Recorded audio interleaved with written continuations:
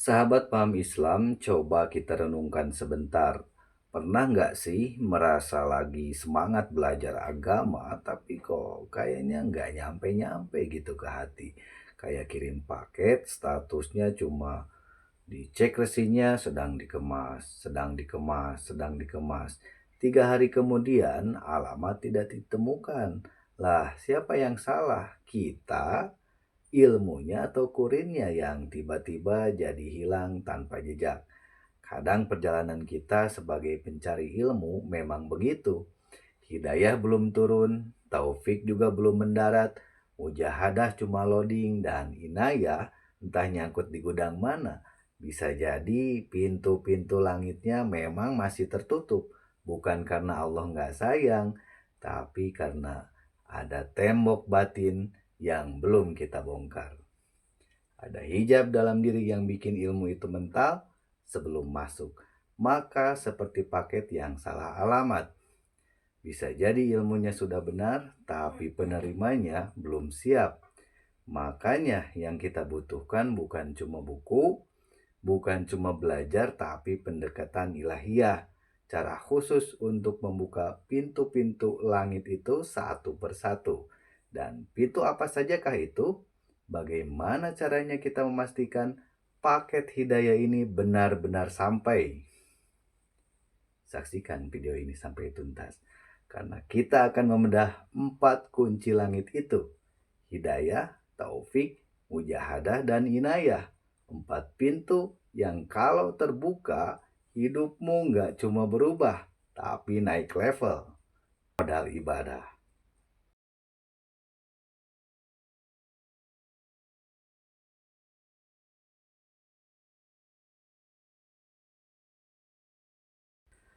A'udzubillahi minasyaitonirrajim. Bismillahirrahmanirrahim. Alhamdulillahirabbil alamin wa bihi nasta'inu ala umuri dunya waddin. Wassalatu wassalamu ala sayyidina Muhammadin asrofil anbiya'i wal mursalin wa ala alihi wa sahbihi ajmain. Amma ba'd.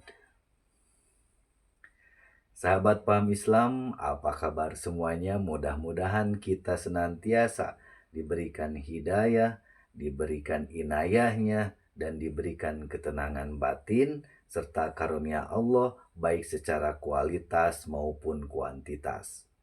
Amin ya Allah ya Rabbal Alamin.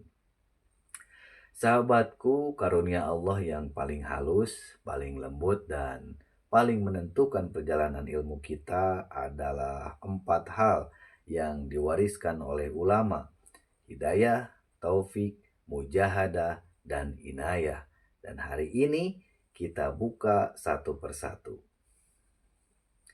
Hidayah adalah cahaya pembuka perjalanan ilmu. Dalam secara bahasa, akar katanya dari ha, dal, dan ya. Hada yahdi artinya bukan sekedar memberi petunjuk, tapi menunjukkan jalan dengan lembut dan penuh dengan kasih sayang.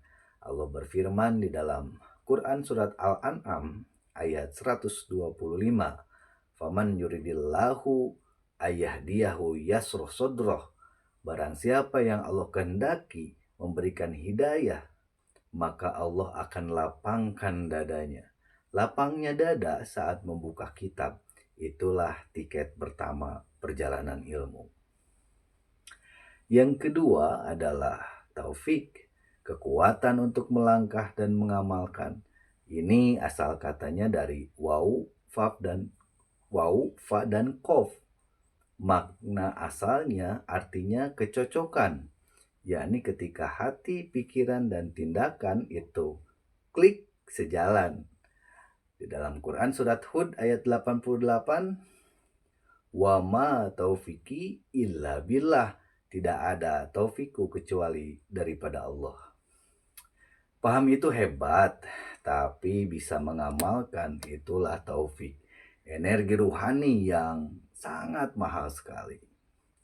Yang ketiga adalah mujahadah, mesin penggerak perjuangan. Asal katanya dari jahada ya jahadu, maknanya mengeluarkan seluruh potensi, mengeluarkan seluruh tenaga, melawan rasa malas, menembus batas diri. Quran surat Al-Ankabut ayat 69, walladzina jahadu fina lanahdiyahum subulana. Orang yang bermujahadah di jalan kami, pasti kami berikan hidayah. Perhatikan polanya. Semakin kamu serius atau semakin kamu bersungguh-sungguh bermujahadah, semakin Allah memberikan hidayah, memberikan bimbingan. Para ulama menyebut tingkatan hidayah itu ada beberapa. Salah satunya adalah hidayatul hawas, petunjuk sensorik dan motorik yang sangat halus, seperti orang tua yang paham kode bayinya tanpa kata-kata. Pada titik tertentu, bagi pencari ilmu, hidayah itu menjadi meraga sukma, menyatu dalam seluruh gerak jiwa. Yang keempat adalah penjagaan ilahi, yaitu inayah agar ilmu itu menetap. Asal katanya dari ania, ya'na, maknanya perhatian, penuh kasih, perlindungan, pengawasan lembut. Allah berfirman kepada Nabi Musa di dalam Quran surat Toha ayat 39, walitusna'a ala aini, dan agar engkau dibesarkan di bawah pengawasanku. Inilah inayah. Allah bukan hanya memahamkan, tapi menjaga pemahaman itu agar tidak hilang ataupun menyimpang. Dalam ilmu mantik, yaitu ilmu yang mempelajari arsitektur logika perjalanan ilmu, dalam ilmu mantik hidayah itu disebut ilatul awal, penyebab pertama, sementara taufik adalah quwwah fa'ilah, energi penggerak, sementara mujahadah adalah fi'il munkaror, aksi berulang, dan inayah adalah hifdzul ghayah, penjaga tujuan. Inilah struktur ruhani seorang penuntut ilmu. Bayangkan sahabat paham Islam, di suatu subuh yang hening, udara dingin menyentuh kulit. Kamu membuka kitab Ta'limul Muta'alim dan tiba-tiba muncul satu kesadaran, ilmu itu bukan sekedar kerja akal, tapi perjalanan yang dibukakan oleh langit. Maka visualkan fajar yang perlahan naik, cahaya menyapu halaman pesantren tua. Itulah hidayah, cahaya yang lembut membuka hati lalu hadir hangat matahari. Itulah taufik, energi untuk bergerak. Jalan yang menanjak itu adalah mujahadah, bersungguh-sungguh, ketekunan yang membuat malaikat tersenyum dan langit luas menaungi langkahmu. Itulah inayah, penjagaan agar engkau tidak jatuh. Karena ilmu itu bukan sekedar dipelajari, ilmu itu sangat dijaga oleh Allah Subhanahu wa Ta'ala. Dan sahabatku, kalau kadang belajar itu berat, subuh mengantuk, atau baru baca 2 baris saja langsung hilang fokus, tenang, itu bukan kurang pintar, itu tandanya kamu hamba Allah yang normal. Karena kalau belajar itu mudah, mungkin semua orang sudah jadi profesor sebelum ngopi pertama. Maka kita kadang ngaji 2 halaman aja udah kayak ikut maraton ya. Napas pendek, niat goyah, ujung-ujungnya buka HP lagi, buka HP lagi. Cuma sebentar sih bilangnya, tapi tiba-tiba nggak sadar udah 3 jam, itu pun nontonnya bukan kajian, cuman scroll-scroll doang. Sahabat paham Islam, maka mintalah 4 hal ini. Hidayah untuk memulai, taufik untuk melangkah, mujahadah untuk bertahan, inayah agar ilmu itu menetap. Inilah fondasi perjalanan ilmu menurut para ulama dan inti daripada kitab Ta'limul Muta'alim.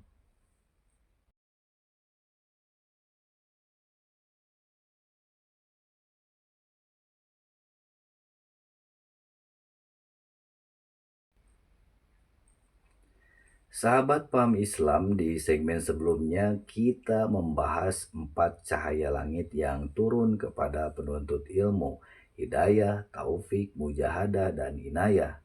Dan sekarang kita masuk pada penjaga pintu cahaya ilmu itu sendiri. Penjaga yang Allah jadikan perantara turunnya ilmu. Penjaga yang menjaga hati murid dari kesombongan, dari salah arah, dari merasa sudah tahu. Dan penjaga pintu ilmu itu adalah guru. Sahabat, bayangkan sebentar kamu melangkah masuk ke sebuah pesantren tua, dindingnya sudah kusam, tapi sangat hangat suasananya. Ada aroma kayu lembab, debu kitab kuning, dan wangi kopi hitam yang baru diseduh. Di ujung ruangan ada seorang guru yang sudah sepuh duduk bersila, jubahnya sangat sederhana, tatapannya teduh tapi sangat mendalam. Sangat mendalam. Beliau tidak mengucapkan apapun, tapi ketika kamu duduk di hadapannya, kamu merasa nyaman. Hatimu seperti dinasehati tanpa suara. Para ulama menyebut ini dengan haibatul ustadz. Haibatul ustadz, wibawa spiritual guru yang menghidupkan hati murid dan sahabat. Ketika haibah ini hadir, ilmu tidak lagi masuk ke otak, ilmu meraga sukma, ilmu masuk ke jiwa.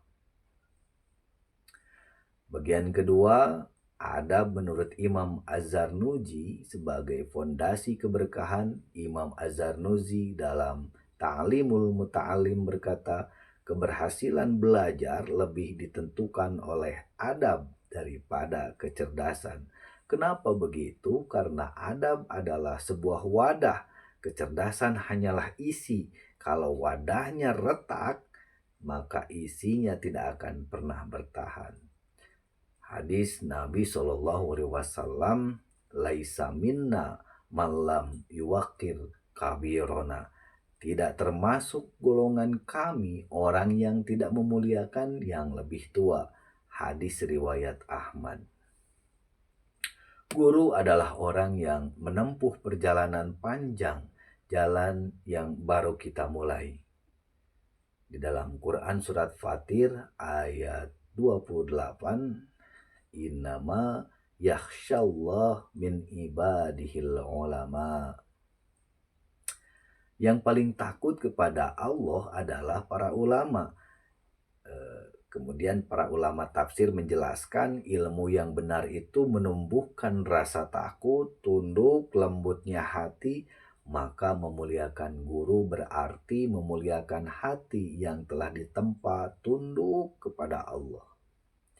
Yang ketiga, dalam ilmu nahu dan sorof, makna morfologis ustad adalah kata ustad artinya berasal dari bahasa Persia yang bermakna sebuah pilar utama, fondasi bangunan, tiang penyangga. Saat masuk ke dalam tradisi Arab, kata ini diposisikan sebagai isim fa'il, pelaku yang menegakkan, artinya sederhana tapi dalam. Guru adalah pilar yang menopang agar murid tidak roboh, baik secara logika, ilmu maupun akhlaknya.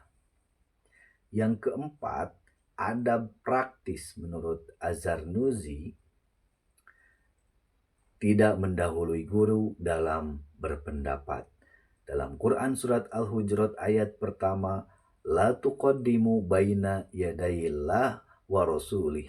Para mufasir memperluas makna tidak mendahului pewaris Nabi, yaitu ulama dan guru. Kemudian duduk dengan tenang di hadapan guru, prinsip santri zaman dulu. Jika belum bisa menguasai ilmumu, maka kuasailah dulu dudukmu. Yang dimaksud duduk bukan hanya fisik, tapi hudurul qalb, hadirnya hati. Tumanina, ketenangan batin. Sam'ul adab, kesiapan menerima, mendengar. Ketika murid hadir dengan adab yang penuh dengan perhatian, guru merasa zona aman dan ilmu akan terus mengalir dengan jernih. Kemudian Tiga, tidak memotong pembicaraan guru. Ucapan guru bukan sekedar kata-kata, itu adalah wisdom selection. Esensi pengalaman panjang tidak bisa digantikan dengan Google, tidak bisa digantikan dengan AI atau apapun. Bagian yang D adalah doakan guru setiap selesai belajar. Imam Nawawi berkata, doa murid kepada gurunya itu lebih kuat daripada dua orang yang tidak terhubung dengan ilmu. Karena hubungan guru dengan murid adalah hubungan hati yang disambungkan oleh cahaya. Bagian kelima adalah mantikiyah. Mengapa? Guru adalah syarat keberkahan dalam ilmu logika, ilmu mantik. Guru adalah ilah wasilah, sebab perantara yang menghubungkan antara murid. Pada sanad keilmuan, pemahaman yang lurus, manhaj berpikir yang benar, adab yang menjaga dari kesombongan, maka tanpa guru, murid sangat beresiko terjebak dalam al-wahm, yaitu ilusi pemahaman, terkena subhat, jatuh pada ujub dan kiber atau kesombongan ilmiah. Inilah penyakit zaman digital. Merasa tahu karena sudah menonton satu video saja atau searching di Google dengan satu artikel. Yang keenam, sahabat paham Islam, marilah kita turunkan bahu, tenangkan nafas, hadirkan satu wajah guru yang pernah mengubah hidupmu.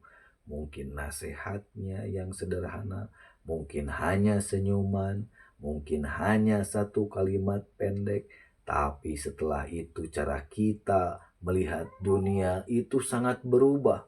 Membuka cakrawala, cara kita menilai orang juga berubah, cara kita beribadah juga berubah. Itulah taufik, pertolongan khusus dari Allah. Itulah inayah, perhatian lembut dari langit, dan Allah menitipkannya kepada seorang guru. Karena itu, melangkah menuju ilmu tanpa memuliakan guru bagaikan meminta buah tapi memotong akarnya. Sahabat paham Islam, setiap perjalanan ilmu membutuhkan 4 cahaya dari langit. Hidayah, taufik, mujahadah, dan inayah. Tapi untuk menerima cahaya itu, kita membutuhkan pintu dunia yang Allah amanahkan, yaitu guru. Memuliakan guru berarti memuliakan ilmu. Memuliakan ilmu berarti memuliakan Allah. Dan siapa yang memuliakan Allah, hidupnya akan dimuliakan oleh penduduk langit.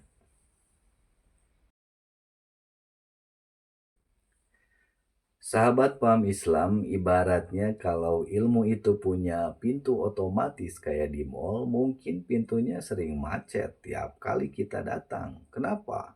Sinyalnya lemah, wudunya kelewat, doa belajarnya lupa, niatnya Messi atau berantakan, tapi paket datanya masih full bar.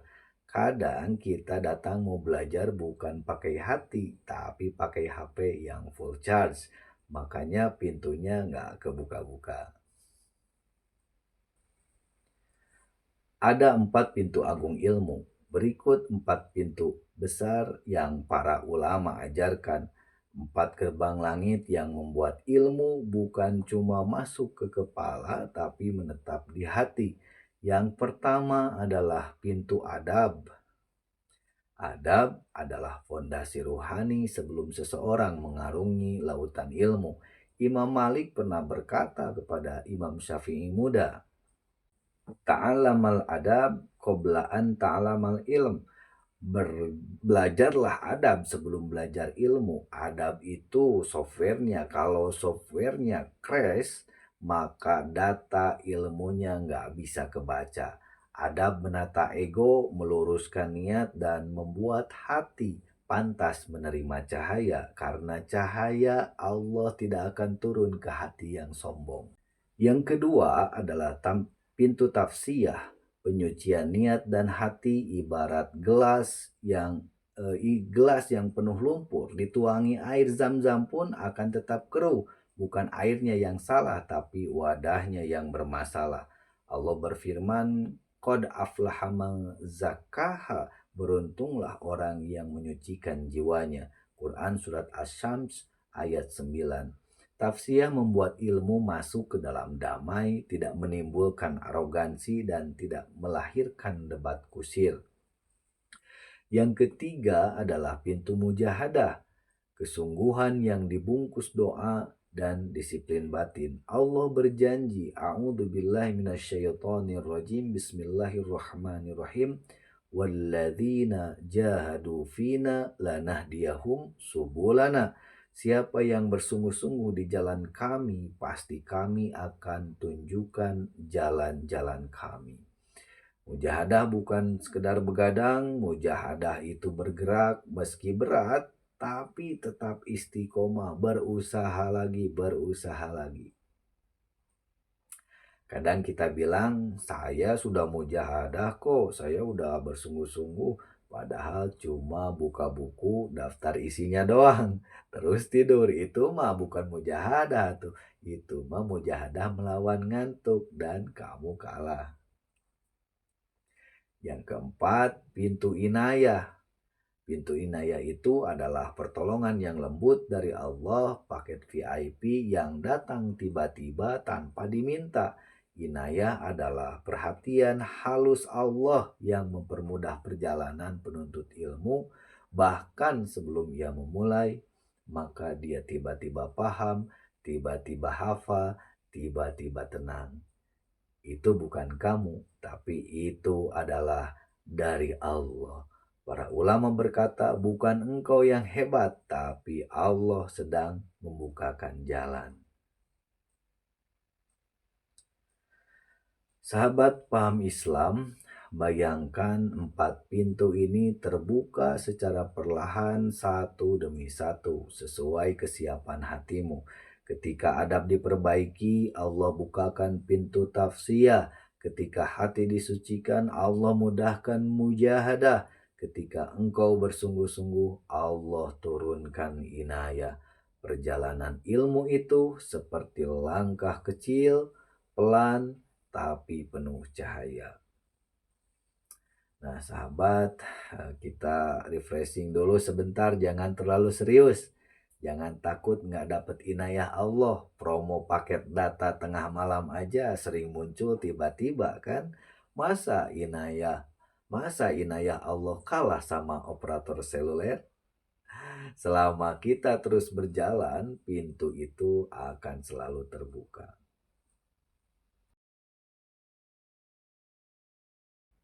Sahabat paham Islam, dalam majelis ilmu sesama murid itu ibarat teman satu kos, kadang akrab, kadang pinjem charger, kadang rebutan mie instan.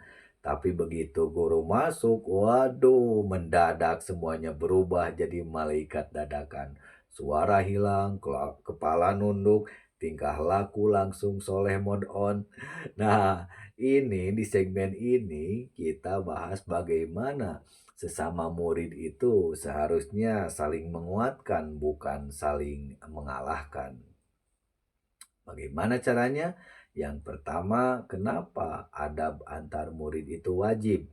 Imam Az-Zarnuji menegaskan bahwa belajar tidak akan berkah kalau hati murid itu dipenuhi dengan iri dengki.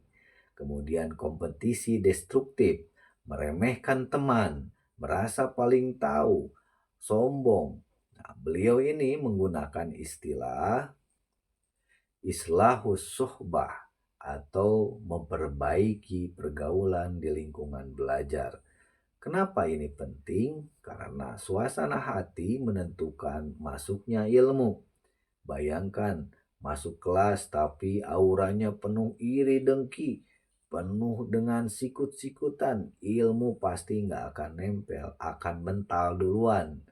Yang capek tentu saja kita, tapi kalau lingkungannya adem, saling dukung, ilmu itu akan melesat tanpa terasa. Yang kedua, pondasi spiritualnya kita bisa buka Quran surat Al-Maidah ayat 2. Wa ta'awanu 'alal birri wat taqwa wa la ta'awanu 'alal itsmi wal udwan. Dalam hadis riwayat Muslim, al-mu'min lil mu'min kal bunyan yashhudu ba'duhu ba'dan. Orang beriman itu seperti bangunan yang saling menguatkan, maka memuliakan teman itu sama dengan memuliakan suasana belajar, menolong teman, menolong jalur ilmu, mendoakan teman, mendoakan diri sendiri. Yang ketiga, makna dari sohib dan suhbah dalam bahasa Arab. Sohib itu teman dekat yang berjalan bersama, sementara suhbah kebersamaan yang menguatkan. Akar katanya mengandung makna mulazamah, yang artinya kebersamaan yang intens dan terus menerus. Artinya teman belajar itu bukan sekedar teman duduk, mereka adalah teman naik level, naik derajat. Bukan relasi, bukan transaksional, tapi transformasional. Ikhlas. Yang keempat, etika praktis sesama murid menurut Imam Az-Zarnuji dalam kitab Ta'limul Muta'alim, tidak merendahkan teman. Setiap orang punya fasenya, punya levelnya. Sombong itu tanda hati gelap, bukan tanda ilmu yang tinggi. Kemudian yang kedua, tidak mengambil hak teman, seperti memotong antrian, bertanya, menyela diskusi, memonopoli forum, mengeraskan ego. Ini termasuk ke dalam su'ul azab atau adab yang buruk. Yang ketiga adalah saling membantu dalam pelajaran. Imam Az-Zarnuji berkata, mengajarkan teman adalah cara terbesar mengikat ilmu. Yang keempat, menjaga perasaan teman. Dalam ilmu mantik, al-insanu madiyun bittabaun. Manusia itu makhluk sosial secara fitrahnya. Kalau lingkungannya rusak, ilmunya ikut rusak. Kalau perasaan teman terluka, keberkahan majelis ikut turun. Yang kelima, tidak iri terhadap keberhasilan teman. Iri itu racun yang membakar pahala. Keberhasilan teman itu bukti bahwa jalan menuju Allah itu sangat nyata, terbentang luas. Sahabat paham Islam, coba rasakan adegan ini sejenak, seolah-olah kamu sedang duduk di majelis ilmu, kitab kuning terbuka, lampu redup, guru membaca dengan suara yang bening, yang halus, dan di sebelahmu ada teman seperjalanan. Teman itu bukan pesaing, ia bukan penghalang, ia bukan musuh, ia adalah saksi perjalananmu menuju cahaya. Saksi dari setiap ayat yang kamu pahami, setiap doa yang kamu ucapkan, setiap air mata yang kamu sembunyikan dalam sujud yang sangat panjang. Teman belajar adalah cara Allah memperkuatkanmu. Nah, sahabat, sesama murid jangan saling iri. Kalah ranking itu biasa. Yang penting jangan kalah rebutan sendal di masjid. Ini pengalaman. Itu baru menyakitkan. Nyeker itu sampai ke rumah. Adab antar murid adalah fondasi suasana belajar yang diberkahi. Kalau siap, kita lanjut ke segmen 5.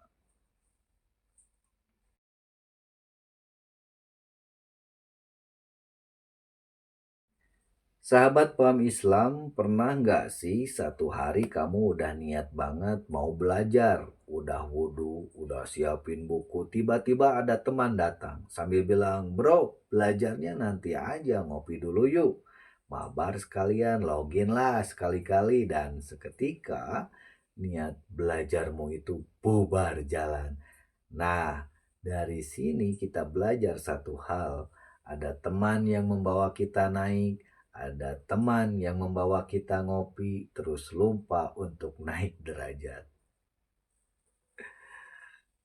Yang pertama, kenapa isu teman ini diangkat oleh Imam Az-Zarnuji? Karena perjalanan ilmu itu sangat halus, hati itu lembut dan mudah terpengaruh. Baik itu dari lingkungan, itu sering membentuk juga lingkungan untuk membentuk karakter lebih cepat daripada ceramah yang panjang. Imam Az-Zarnuji menulis kaidah besar, as-suhbah tughayyirut taba'un. Teman bergaul dapat mengubah tabiat seseorang. Maknanya, karakter seseorang pelan-pelan dia mengikuti teman dekatnya, seperti besi yang ditarik oleh magnet. Yang kedua, pondasi spiritualnya kita bisa buka Quran surat Al-Furqan ayat 28 tentang orang yang sangat menyesal karena salah memilih teman. A'udzu billahi minasyaitonir rajim. Bismillahirrahmanirrahim. Ya wailata laitani lam attakhid fulanan khalilan. Celakalah aku, andai aku tidak menjadikan si fulan itu sebagai sahabat dekat. Ayat ini adalah warning keras. Teman bisa jadi sebab keselamatan atau sebab kebinasaan. Dalam hadis riwayat Bukhari, Rasulullah SAW bersabda, "Ar-rajulu ala dini khalili." Seseorang itu berada di atas agama sahabat dekatnya. Para ulama menjelaskan cara berpikir teman akan meresap ke kita, semangatnya menular, akhlaknya menjadi cermin bagi jiwa kita. Yang ketiga, makna mendalam dari kata khalil. Kata khalil itu bukan sekedar teman. Dalam ilmu sorof ia berasal dari kata kho, lam, dan lam yang bermakna masuk sampai ke sela-sela sebagaimana sifatnya air yang bersifat kapiler.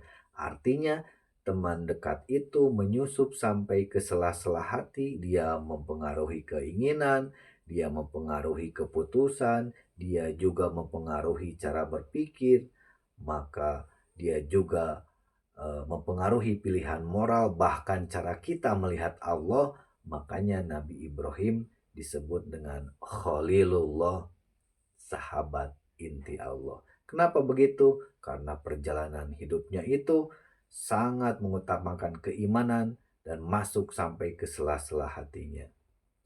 Yang keempat, tipikal teman menurut Imam Az-Zarnuji, teman yang mengangkat, yaitu sohibul himmah. Ciri-cirinya membicarakan ilmu, mengingatkan akhirat, menenangkan hati, menjaga adab, memotivasi, membuatmu berani, memperbaiki diri. Ini teman yang Allah kirim sebagai inayah, pertolongan khusus untukmu.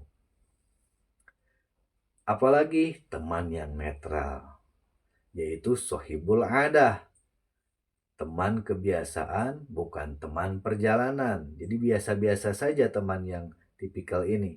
Tidak jahat tapi tidak juga mengangkat. Ada tapi tidak membawa cahaya.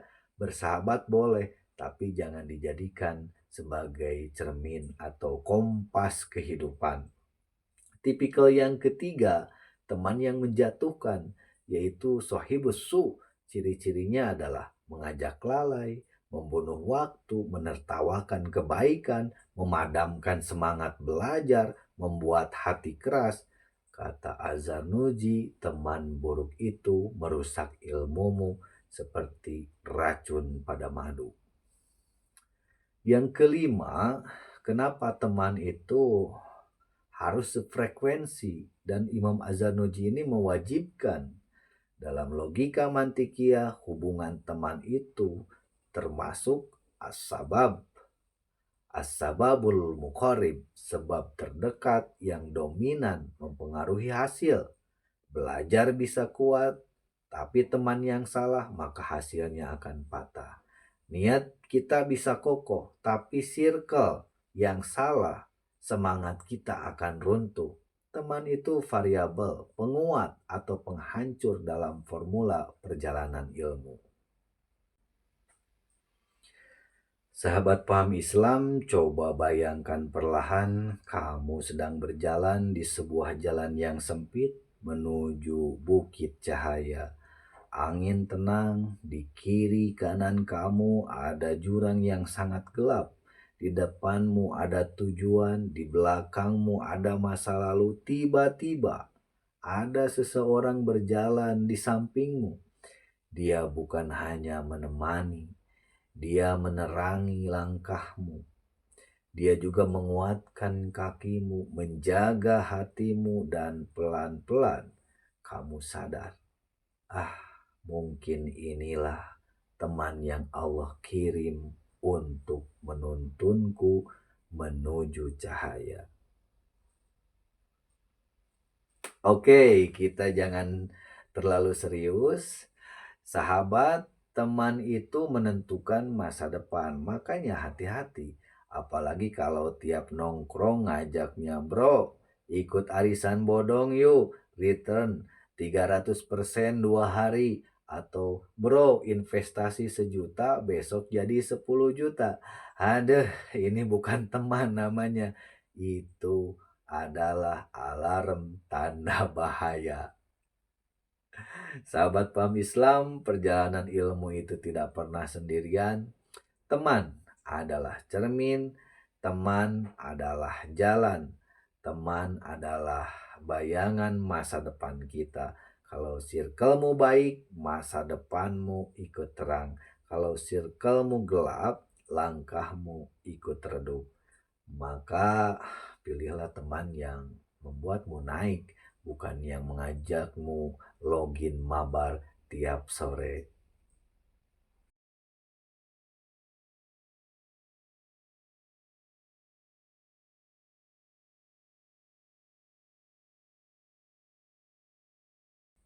Sahabat paham Islam pernah nggak belajar 2 jam tapi yang masuk cuma 2 kalimat?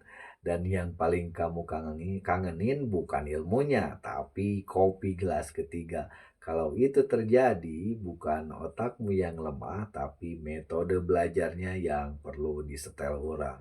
Dan kabar baiknya, Imam Az-Zarnuji sudah mengajarkan kepada kita teknologi belajar atau cara belajar. Ulama ratusan tahun sebelum kampus modern muncul, teknologi yang bikin ilmu masuk, nempel dan gak bocor kayak gayung yang bolong.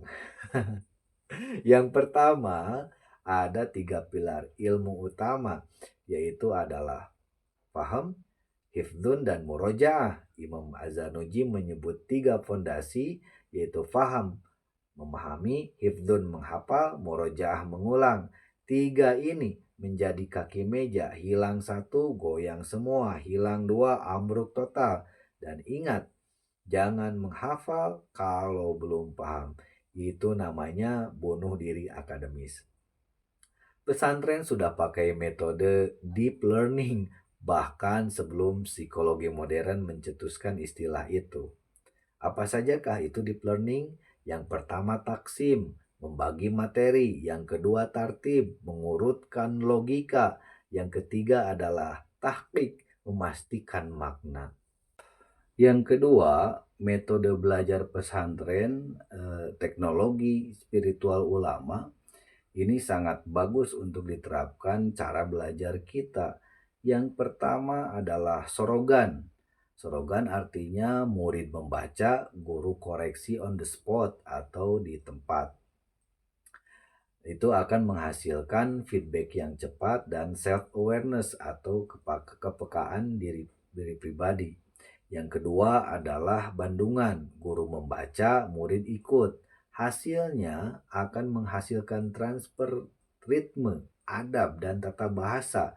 Yang ketiga adalah imla atau dikte. Hasilnya murid akan fokus ekstrim dan integrasi otak kanan dan kiri meningkatkan kemampuan kognitif anak. Yang keempat adalah muhadharah atau presentasi, menghasilkan keberanian dan internalisasi.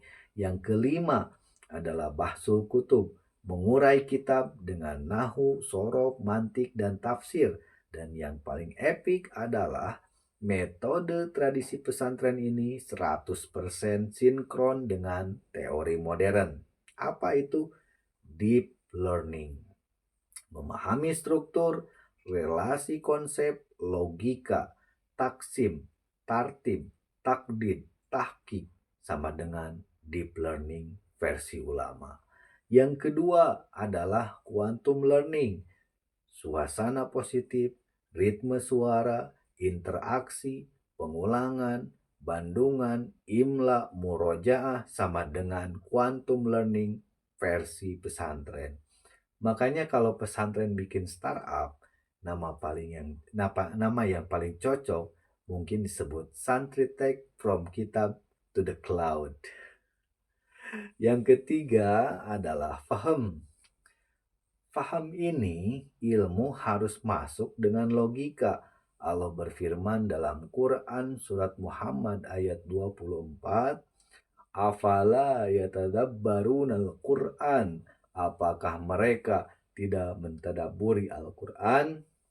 Tadabur adalah memahami struktur, bahasa, konteks. Makanya ulama merinci, taksim itu membagi, tartib itu menyusun, tafrik itu membedakan konsep, tadkik adalah memperhalus pemikiran, tahkik adalah memastikan kebenaran. Contoh, kamu nggak mungkin paham jumlah fi'liyah kalau belum paham fi'il, fa'il, maf'ul, dan i'rab. Faham adalah otaknya ilmu. Yang keempat adalah hifdzun, menghafal yang hidup di dalam diri. Imam Az-Zarnuji berkata, al-hifdzun asasul ilm.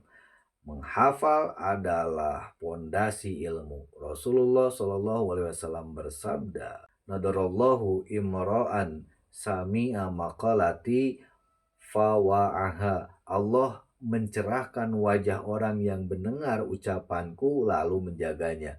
Ulama menghafal dengan pola. Kalau kita mau belajar, maka waktu subuh saat pikiran masih jernih. Malam hari masuk ilmu itu ke alam bawah sadar.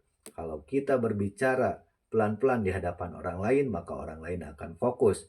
Jauhi maksiat akan menguatkan cahaya hati. Kata Imam Syafi'i, ilmu itu cahaya dan maksiat itu meredupkan cahaya memori. Yang kelima, murojaah. Agar ilmu tidak menguap, murojaah adalah rem dan penegas hafalan. Allah memberi isyarat, Quran surat Al-A'la ayat 6, sanukri'uka fala tansa. Kami akan membuat engkau membaca hingga tidak lupa. Metode ulama yang lain adalah ketika kita ingin hafal sesuatu, ulangi 40 kali. Ulang di waktu berbeda. Ulang di hari pertama, ketiga, ketujuh, dan ke-30. Space repetition. Ajarkan kembali. Tanpa murojaah, hafalan seperti menulis di atas air tidak akan berbekas. Sahabat paham Islam, bayangkan malam hening sebuah kitab kuning terbuka, aroma kertas tua menyelimuti setiap baris yang kamu baca. Maka itu adalah salam daripada ulama terdahulu. Setiap hafalan yang kamu ulang adalah doa yang kamu kirim kembali kepada mereka. Belajar itu bukan kerja otak, belajar itu kerja jiwa. Nah sahabat, kalau ada yang bilang aku tuh nggak hafal, memoriku lemah.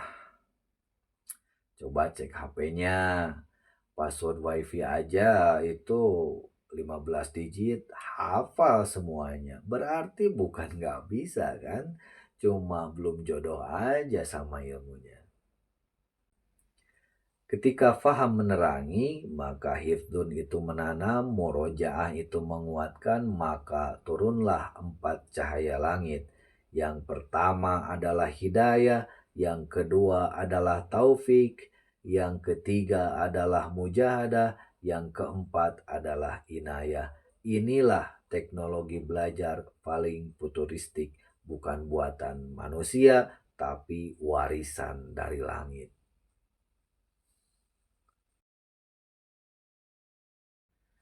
Sahabat paham Islam pernah nggak merasa kayak gini? Belajar dari YouTube hampir 3 jam, tapi kok yang nempel cuma thumbnailnya aja.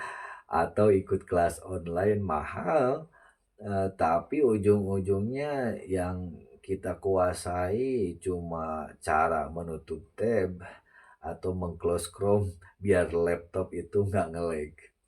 Kalau sudah begitu, itu tandanya ada yang hilang. Apa itu? Sentuhan guru. Ilmu itu seperti listrik dan guru adalah colokannya.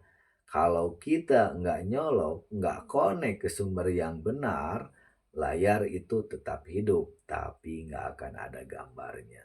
Dan disinilah Ta'limul Muta'alim masuk dengan pembahasan yang agung tentang bagaimana guru, adab, cahaya ilmu, dan mirosat atau warisan rohani. Yang pertama, pentingnya guru menurut ulama Imam Az-Zarnuji berkata dengan tegas, ilmu tidak akan kokoh tanpa guru. Kenapa? Nah, karena guru bukan hanya menyampaikan materi, guru adalah penyambung sanad, guru adalah penjaga makna, guru adalah penentu arah, guru adalah saksi perjalanan spiritual murid. Dalam Quran Surat An-Nahl ayat 43, Fas'alu ahla dzikri, tanyalah kepada ahli zikir. Artinya, belajar itu harus berguru. Kemudian Rasulullah SAW juga mempertegas, Innama bu'ithu liutamima makarimal ahlak. Nabi SAW bersabda, Innama bu'ithu mu'allama. Innama bu'ithu mu'alliman. Aku itu diutus sebagai seorang pengajar. Hadis riwayat Ibnu Majah. Belajar dari guru berarti berjalan di jalur kenabian. Yang kedua, ada murid kepada guru.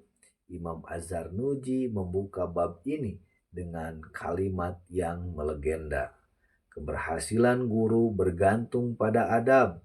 Berikut adab yang membuat ilmu bercahaya. Jika kita ingin memiliki ilmu yang bercahaya, yang pertama adalah tawadu, tidak meremehkan, tidak membantah, tidak sombong. Yang kedua, menerima arahan guru. Misalkan baca ulang 10 kali, murid kadang mikir, kayaknya 3 kali juga bisa ya. Itu awal seretnya ilmu. Yang ketiga, tidak mendahului guru dalam nahu, takdim, dan takhir bisa mengubah makna. Dalam adab, mendahului guru sama dengan membolak-balikan makna hidup.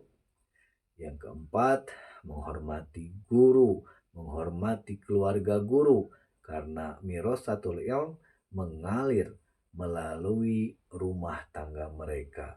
Yang kelima, mendoakan guru. Setiap belajar doa itu menghidupkan hubungan rohani. Kalau kamu hormat sama guru, maka akan dimudahkan oleh Allah. Kalau kamu hormat sama guru, tapi ngutang fotokopi kitab dan gak dibayar, itu adab level hardcore ya. Yang ketiga, mirasatul ilm, warisan ilmu yang tidak kasat mata. Ini inti terdalam dari segmen ini. Imam Az-Zarnuji menjelaskan bahwa hubungan murid dan guru bukan transaksional atau transaksi pengetahuan, tetapi peralihan cahaya, perpindahan berkah, transfer hikmah, ikatan batin ruhani. Ilmu itu seperti cahaya, Guru itu adalah lampunya. Murid adalah kaca lampu. Kalau kacanya gelap, cahaya itu tidak memantul. Maka adab yang harus dilakukan bukan hanya sekedar etika, adab adalah alat untuk menangkap cahaya itu. Yang keempat, ada beberapa landasan tentang cahaya ilmu. Quran Surat An-Nur ayat 35. Allahu nurus samawati wal ard, yang artinya para mufasir menafsirkan cahaya ini bukan fisik tapi cahaya hidayah dan ilmu. Guru adalah penyalur cahaya itu, murid beradab adalah penampungnya. Yang kelima, dalam nahu sorof, mantik dan dalam ilmu adab mantikiyah atau logika, maka ilah atau sebab itu adalah adab. Maklulnya atau akibatnya itu adalah mudah memahami ilmu. Sementara di dalam sorof, adaba yaitu artinya mengundang kebaikan. Adab sama dengan undangan rahmat Allah atau kasih sayangan Allah. Nahu, guru adalah fa'il yang menggerakkannya, murid adalah maf'ul yang menerima pengaruh. Salah posisi maka itu akan salah makna, salah adab maka akan salah jalur dalam keberkahan. Sahabat paham Islam, bayangkan kamu duduk di hadapan seorang guru yang sepuh, janggutnya putih, suaranya lembut, matanya sejuk seperti fajar.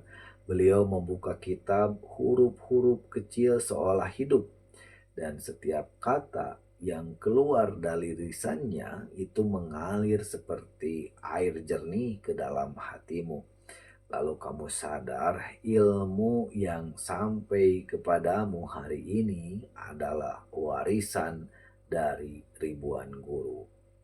Artinya mutawatir itu akan sampai ke Rasulullah Shallallahu Alaihi Wasallam, dan hari ini kamu menjadi bagian daripada tali temali suci itu. Inilah keberkahan ilmu yang tidak bisa diberikan di internet, tidak bisa diberikan oleh algoritma, dan tidak juga bisa diberikan oleh Google. Kalau sahabat sudah punya guru yang baik, tolong dijaga. Jangan cuma dihubungi kalau butuh tanda tangan rekomendasi beasiswa. Baiklah sahabat paham Islam, belajar tanpa guru itu ibarat berlayar tanpa kompas. Guru bukan hanya pemberi ilmu, tapi penunjuk arah ruhani. Di segmen ini kita belajar pentingnya tentang guru, adab murid, mirosat ilmu atau warisan ilmu, cahaya keberkahan, struktur nahu sorof dalam adab. Kemudian kita juga belajar bagaimana theater of mind, hubungan murid, guru. Dan jika sahabat siap, kita lanjut ke segmen berikutnya.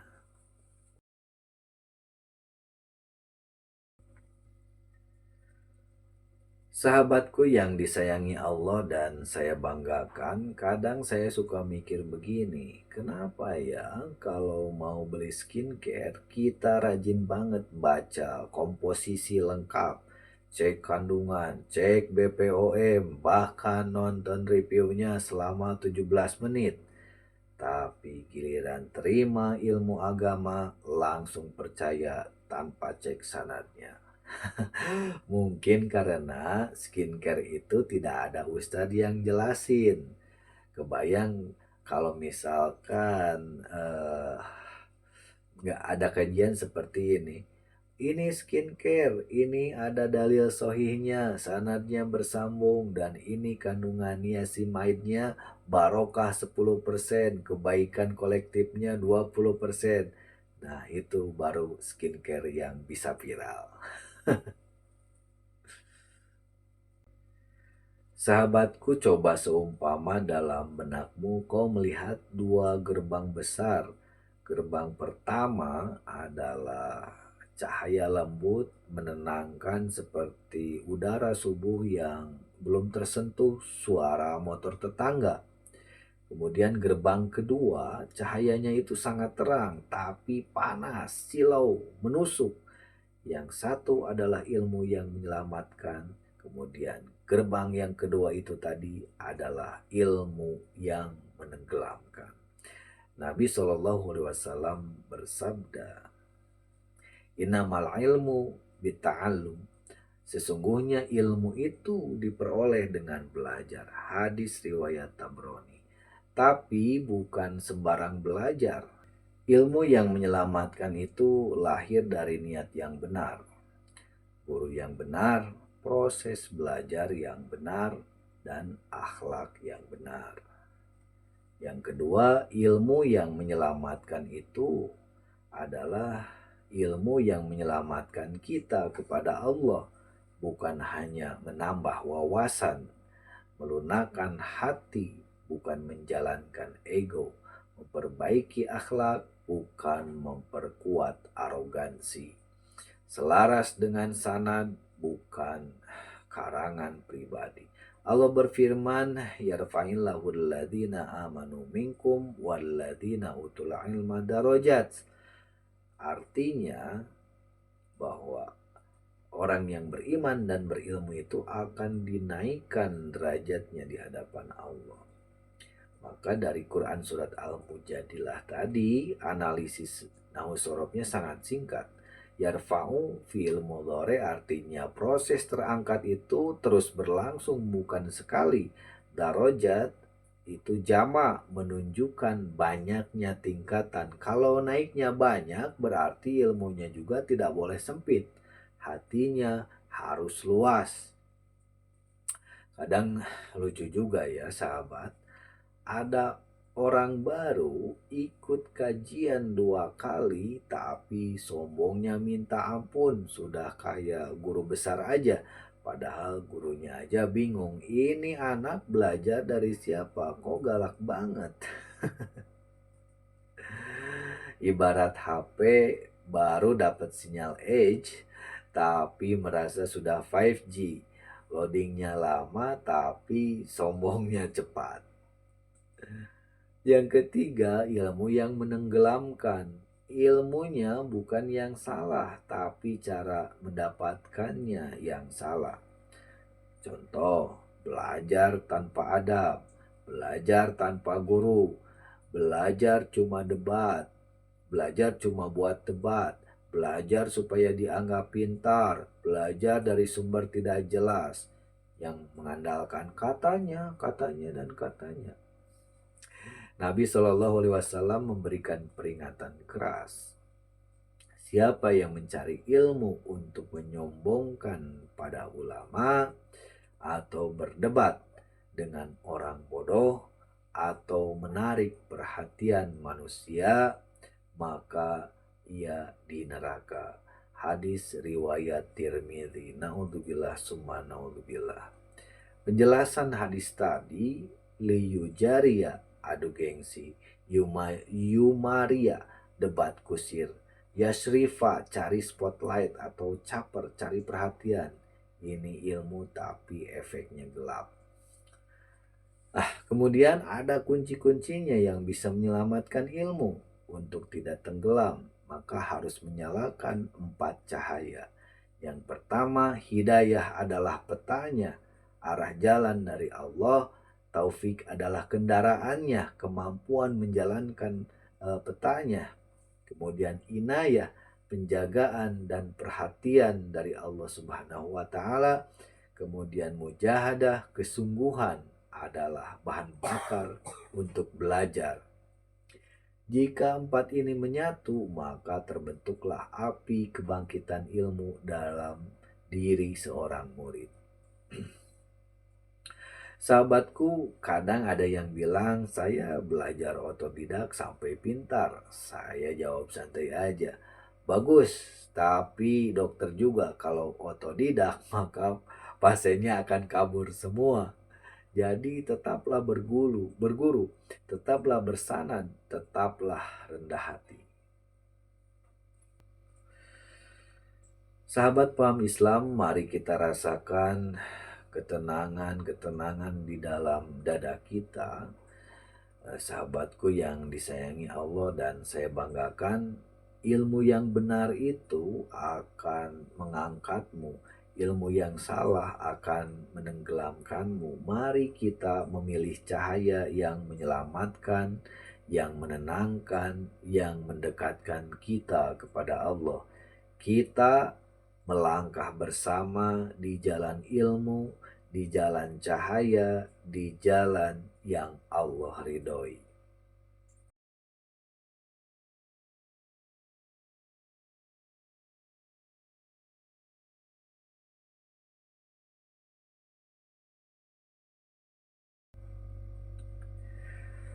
Sahabatku yang disayangi Allah dan saya banggakan, lucu juga ya fenomena zaman sekarang. Banyak orang bilang saya ingin jadi orang yang berilmu tinggi, tapi begitu buka kitab 3 halaman, mata langsung berat, HP ditaruh, kepala ikut turun, nggak kuat. Akhirnya tidur lebih cepat dari azan subuh. Padahal kalau scroll TikTok 3 jam bablas aja itu baterai sampai habis pun masih disambung power bank. Ini mah namanya himah yang rendah atau cita-cita yang rendah tapi kuota tinggi atau ekspektasi yang tinggi. Sahabatku, coba rasakan dalam benakmu.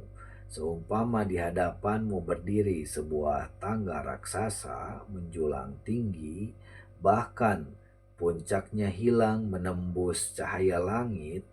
Tangga pertama bertuliskan hidayah, tangga kedua bertuliskan taufik, tangga ketiga adalah inayah, tangga keempat adalah mujahadah, dan di puncaknya terpampang indah dengan tinta emas al-himmatul aliyah, artinya cita-cita yang tinggi. Sahabatku, inilah puncak mental seorang penuntut ilmu. Tanpa himmah, tanpa cita-cita, tanpa motivasi, kaki akan bergetar sebelum mencapai setengahnya tujuan. Tanpa tekad, perjalanan akan berhenti sebelum langkah pertama.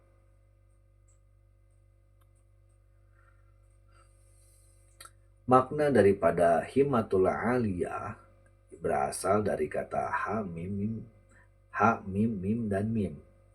Maknanya tekad kuat, keinginan mendalam, dorongan batin yang terus menyala.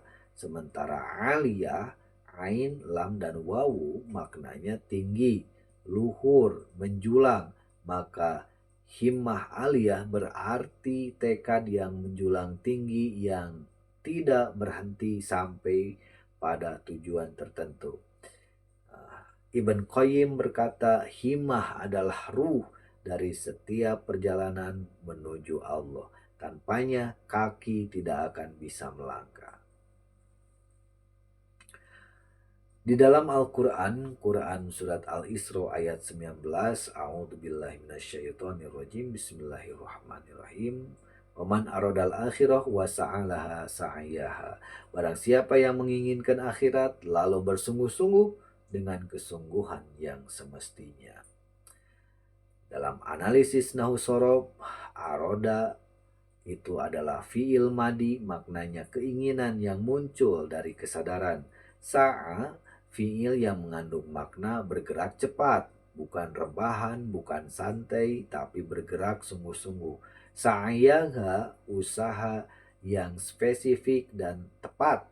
Ayat ini mengajarkan keinginan tanpa gerak, bukan cita-cita, itu cuma angan-angan.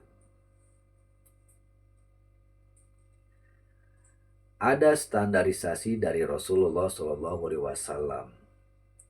Rasulullah SAW bersabda, jika kalian meminta kepada Allah, mintalah surga Firdaus yang paling tinggi. Ini bukan sekedar motivasi, ini syariat mental tinggi. Islam tidak mengajarkan mental pas-pasan. Penuntut ilmu harus berorientasi langit. Yang kelima, ciri penuntut ilmu dengan himmatul aliyah atau cita-cita yang tinggi. Yang pertama, belajar meskipun sulit. Menghafal dan menulis agar ilmu tidak lari. Menghargai waktu. Memilih guru bersanad bukan sekedar suaranya yang paling enak didengar. Yang kelima adalah membawa adab sebelum membawa kitab. Himah menjadikan penuntut ilmu seperti panah yang melesat tepat ke tujuan. Ada orang bilang ke saya, cita-cita saya ingin jadi ulama besar.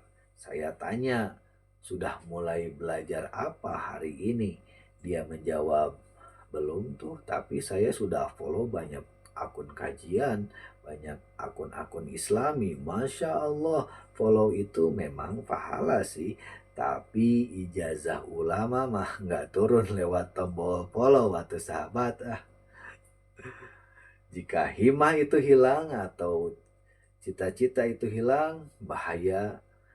Bahaya sekali, bahaya diam datang tanpa himah, kita jadi mudah malas, gampang goyah, kejebak hal-hal instan, banyak berdebat, sedikit belajar, dan lebih suka menyalahkan orang lain atas kegagalannya. Padahal penyakitnya ada di dalam diri sendiri. Hilangnya tekad, hilangnya arah. Sahabatku yang disayangi Allah dan yang saya banggakan, rasakan di dalam hati ini semakin menghangat, rasakan juga cahaya ilmu yang masuk ke relung-relung hatimu. Bayangkan kembali tangga tadi, tangga yang menjulang tinggi, yang semula terasa jauh, kini terasa dekat. Karena himahmu, cita-citamu mulai bangkit, cita-cita tinggi itu mulai hidup, mental seorang penuntut ilmu mulai terbentuk. Mulai detik ini, engkau bukan sekedar penuntut ilmu, engkau adalah pengejar cahaya, penjaga tradisi sanad, pembawa ilmu yang akan dititipkan Allah hanya kepada hati yang bersih dan tekad yang tinggi. Nah, kalau ada teman bilang belajar itu berat bro, jawab aja emang betul. Tapi nggak seberat mengulang kebodohan yang sama seumur hidup. Cie.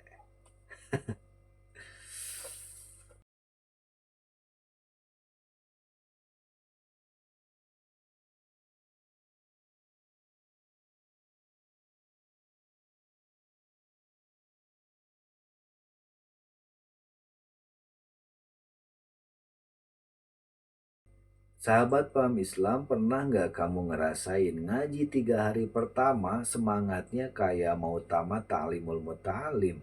Berapi-api kayak habis disemprot motivator level internasional. Tapi masuk hari keempat hilang entah kemana, bukan hilang semangat sebenarnya. Ini kalah sama jadwal rebahan. Yang tadinya bismillah mau jadi ulama, tapi bismillah 5 menit lagi. Baik, kita lanjutkan kajian kita. Ada mudawamah. Nafas panjang penuntut ilmu menurut Imam Az-Zarnuji menekankan satu kata sakti, yaitu mudawamah, konsistensi. Ilmu itu nggak masuk dengan kecepatan, tapi dengan kebiasaan dan pembiasaan. Bukan sprint, tapi langkah pelan yang kamu ulang setiap hari. Dalilnya jelas, Allah menurunkan Al-Quran secara tartilan atau berangsur-angsur. Warattalnahu tartilan, Quran surat Al-Furqan ayat 32. Imam Fakhruddin Ar-Razi menjelaskan, ilmu yang turun perlahan itu melekat lebih kuat. Belajar sedikit tapi rutin itu jauh lebih sakti daripada belajar sehari semalam terus besoknya lupa. Semuanya seperti RAM 2 GB. Yang kedua, adab kepada guru, sumber barokah. Imam Malik berkata, ilmu tidak diberikan kepada orang yang tidak memuliakan guru. Dalam ta'limul muta'alim disebut 5 adab penting. Al-ilmu la yanfa'u bila ta'timil asatid. Ada hal 5 penting. Yang pertama, tidak mendahului bicara guru karena mendahului sama dengan memutuskan aliran keberkahan.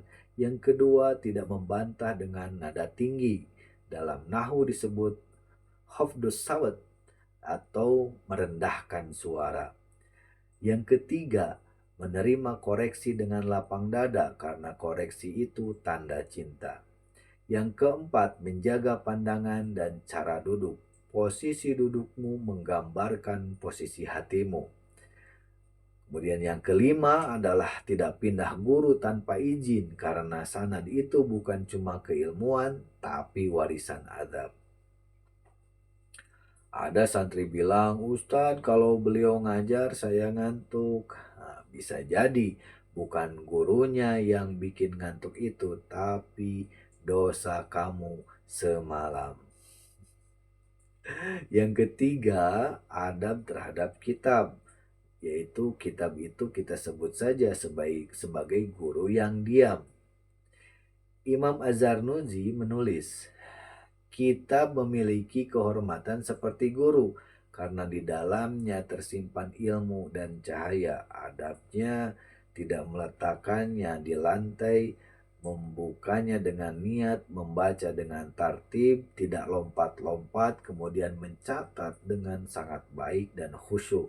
Tidak membuka kitab saat hati penuh dengan amarah. Dalam sorok, Alkitab atau kitab berasal dari kata kataba yang berarti mengikat, maka kitab mengikat ilmu. Tugas kita tinggal mengikat hati kepada kitab itu. Yang keempat, penyakit penuntut ilmu. Nah, inilah yang disebut dengan tumila, musuh dalam selimut. Yaitu yang pertama ujub, kagum pada diri sendiri. Yang kedua hasad, iri pada teman, membakar pahala. Yang ketiga malas mencari dalil dan sanad. Yang keempat terlalu banyak debat untuk menang, bukan mencari kebenaran. Imam Ghazali berkata, Allah haramkan cahaya ilmu bagi hati yang iri dengki.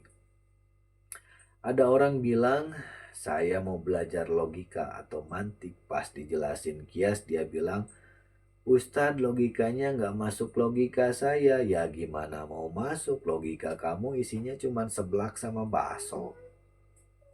Nah, yang kelima, senjata utama bagi pencari ilmu adalah doa. Para ulama tidak memulai belajar tanpa doa.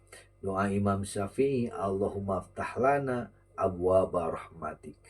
Ya Allah, bukakanlah pintu rahmatmu. Doa menghafal, Allahumma la sahla illa ma ja'altah sahlan. Artinya doa adalah energi, himmah, atau cita-cita. Doa adalah jembatan, cahaya antara akal dan pertolongan Allah. Sahabatku, bayangkan kalau kita duduk di ruangan kecil, lampu kuning lembut, di depanmu ada kitab dan pulpen, kemudian rasakan. Setiap huruf adalah benih, setiap doa adalah air, dan konsistensi adalah mataharinya. Hari ini engkau bukan hanya belajar, engkau sedang menanam masa depan, dan Allah sedang melihatmu. Kalau ada teman bilang ngaji bikin pusing, pusing karena ilmu itu kemuliaan, bukan seperti pusing lihat saldo yang gak nambah-nambah.